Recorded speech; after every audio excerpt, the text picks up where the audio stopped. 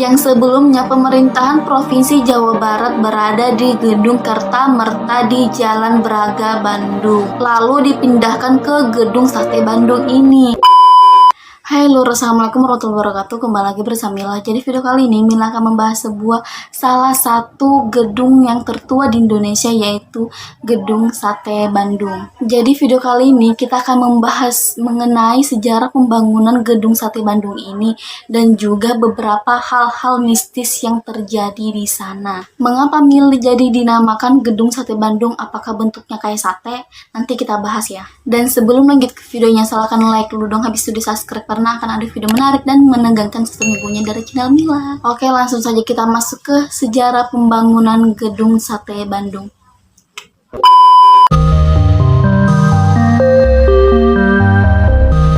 Mulanya Gedung Sate Bandung ini bernama Gouvernement Bruggen atau GB yang dirancang oleh ahli tim dari Belanda yang terdiri dari Ir.J. Gerber, seorang arsitek muda ternama lulusan Fakultas Teknik Delft, Nederland, serta Ir.E. de Roo dan Ir.G.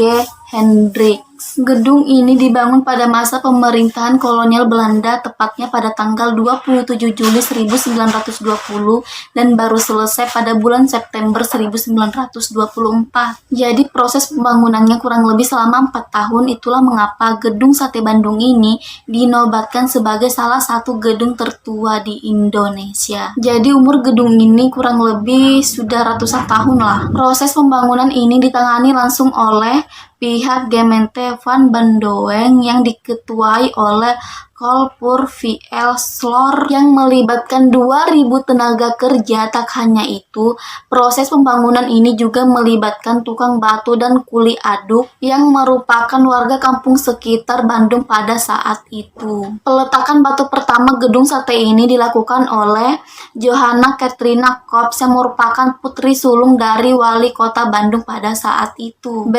Kops dan Petronella Reolofsen mewakili Gubernur Jenderal Batavia J.P. Graaf dan Limburg. Pembiayaan pembangunan gedung ini sekitar 6 juta gulden. Hal inilah yang menjadi dasar penentuan jumlah benda bulat yang ditusuk seperti sate yang ada di atas puncak gedung. Semenjak pada tahun 1980, gedung sate ini dikenal sebagai kantor gubernur yang dijadikan sebagai sentra acara pemerintah Provinsi Jawa Barat. Yang sebelumnya pemerintahan Provinsi Jawa Barat berada di Gedung Kertamerta di Jalan Braga, Bandung, lalu dipindahkan ke Gedung Sate Bandung ini. Nah, kita kembali lagi ke Gedung Sate ini. Ruang kerja gubernur berada di lantai 2 bersamaan dengan ruang kerja wakil gubernur. Gedung sate ini berlokasikan di Jalan Diponegoro 22, Bandung. Terlihat dari arsitekturnya, gedung ini menunjukkan kesan kemegahan. Kesan megah ini sangat ingin ditampilkan oleh arsitektur Gerber di dalam setiap elemen bangunannya. Gedung sate ini sangat kental dengan gaya arsitektur Prancis, yaitu Renaissance. Gaya ini diambil dalam bentuk busur yang berulang atau yang dikenal dengan sebagai fasad. Pengerjaannya yang benar-benar rapi dengan ukiran halus di setiap busur. Di bagian tengah fasad terdapat ornamen yang menyerupai bentuk candi yang menarik. Bentuknya menyerupai gunung disebut dengan Kori Agung. Ornamen ini disebut dengan padu raksa yang digunakan sebagai pembatas dan gerbang penghubung antar kawasan bangunan khusus. Orientasi dari gedung sate ini juga dikerjakan dengan sangat hati-hati. Hal ini dilakukan dengan mengikuti sumbu poros utara-selatan. Gedung sate ini dibangun menghadap Gunung Tangkuban Perahu di sebelah utara. Terdapat 2 bentuk atap yang digunakan oleh gedung sate ini. Pada puncak atap yang menaungi bagian depan yang berbentuk perisai, terdapat ornamen ciri khas Hindu, Buddha, dan India. Sedangkan atap yang paling tinggi dan menonjol terdapat gaya pura atau tumpang. Pada puncak atap terdapat ikon yang sangat terkenal yaitu tusuk sate. Itulah mengapa gedung sate ini dinamakan gedung sate. Karena di atas puncak gedung itu terdapat 6 buah benda yang ditusuk seperti sate. Makanya gedung ini sangat terkenal dengan sebutan gedung sate. Tema yang diambil untuk jendela gedung sate ini adalah tema Moors Spanyol. Jendela ini terbentuk seperti busur yang terbuat dari material bata plester yang arah condong keluar yang dilengkapi dengan kaca berkusen kayu di bagian dalam. Pada bagian atas jendela mengandung gaya arsitektur Hindu-Buddha yang menyerupai Gupta dengan ukiran yang lebih sederhana. Nah, tepatnya pada tanggal 3 Desember 1945, Belanda yang belum terima dengan kemerdekaan yang diraih Indonesia pada saat itu, menghimpun sejumlah kekuatan untuk merebut aset kekuasaan Indonesia pada saat itu. Salah satu aset yang menjadi targetnya pada saat itu adalah ini si gedung sate Bandung ini. Karena gedung sate ini merupakan salah satu gedung yang sangat megah, menunggangi pasukan sekutu dari Inggris. Pasukan Belanda berusaha melancarkan serangan ke gedung sate yang dilindungi oleh beberapa pemuda Indonesia. Pertempuran pun tumpah yang berlangsung selama 2 jam. Sejumlah korban pun jatuh baik pihak dari pemuda Indonesia yang mempertahankan gedung sate ini maupun dari pihak penyerang. 7 pemuda Indonesia yang diketahui tewas pada saat pertempuran pada saat itu. Untuk mengenang jasa mereka, pemerintah membuat tugu dari batu yang diletakkan di halaman belakang gedung sate Bandung ini. Namun pada tahun 1997, Menteri Pekerjaan Umum memerintahkan tugu tersebut dipindahkan ke halaman depan gedung ini. Jadi sekarang kita masuk ke beberapa cerita mistis mengenai gedung sate ini.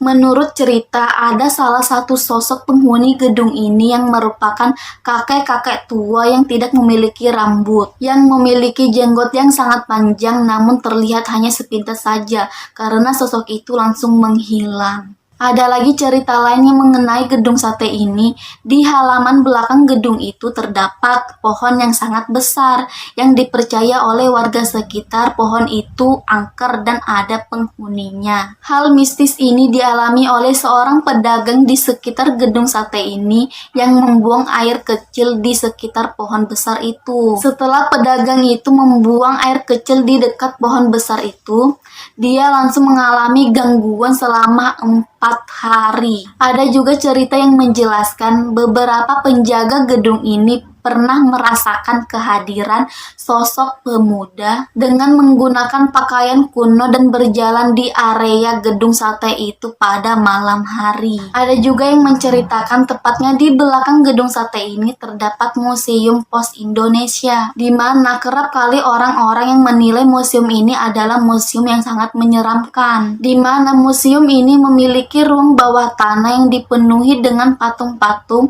dan jika diperhatikan mata patung-patung tersebut selalu mengarah ke pengunjung. Kayak seolah-olah patung itu hidup gitu loh, kayak itu memperhatikan kita. Tak hanya menatap ke pengunjung, dipercaya patung-patung tersebut hidup pada malam hari, kayak bisa bergerak-gerak gitu. Ada juga sebuah kisah yang dialami oleh seorang wanita yang harus melintasi belakang gedung sate ini pada malam hari. Dengan mengendarai mobilnya, malam itu kondisinya sangat-sangat sepi dan tiba-tiba wanita itu terkejut karena ada seekor hewan yang melintasi jalan yang hampir saja tertabrak olehnya. Dan hewan itu diam saja dan wanita ini langsung kesal karena dia tidak bisa melewati jalan itu. Karena kan hewan itu ada di tengah-tengah jalan. Wanita itu pun keluar dari mobilnya untuk mengusir hewan itu. Yang epiknya, tiba-tiba hewan yang mirip dengan angsa itu tiba-tiba berubah menjadi seorang wanita yang sangat menyeramkan. Konon menurut penuturan warga sekitar, wanita itu bernama Neng Siti. Dikisahkan Neng Siti ini adalah seorang pembantu Belanda yang ditinggal oleh kekasihnya dan akhirnya dia memutuskan untuk gantung diri di area belakang gedung sate ini. Gedung sate ini sekarang berfungsi sebagai kantor Gubernur Jawa Barat, tetapi juga dijadikan sebagai tempat wisata yang sangat favorit bagi yang berwisata ke Bandung. Jadi ada dua fungsi nih, dijadikan sebagai kantor Gubernur Jawa Barat dan juga dijadikan sebagai tempat wisata. Untuk berkunjung ke gedung sate ini hanya dikenakan biaya hanya 5.000 saja, tetapi kita hanya diperbolehkan berkunjung ke sana pada hari libur, karena hari-hari biasanya dijadikan sebagai perkantoran. Dan juga waktunya dibatasi, jam buka di gedung sate ini pada jam 8 pagi sampai jam 4 sore aja. Kalau buka sampai malam mah kesannya bukan kayak mau berlibur, malah jadi berkesan horor kalau malam. Oke lur, segitu dulu video Mila kali ini, dan jika kalian suka videonya silahkan klik tombol like-nya. Jika kalian yang ingin berkunjung ke sana, ingat harinya harus hari libur, karena hari-hari biasanya digunakan sebagai perkantoran. Gimana menurut kalian mengenai gedung sate ini? Dinobatkan sebagai gedung tertua di Indonesia cuy. Umurnya sudah hampir 100-an tahun yang lalu lah. Dan jika kalian ingin request video apa selanjutnya kalian Mila buat, bisa komen di kolom komentar. Terserah apa aja requestan kalian, bebas, nanti Mila bacakan satu-satu. Oke, dan jangan lupa like, comment, share, and subscribe channel ini agar channel ini bisa berkembang dan Mila bisa menyajikan video yang lebih bagus lagi, yang lebih baik lagi. Dan Mila bisa tambah semangat lagi buat videonya untuk kalian semua yang kalian suka. See you next video, bye-bye.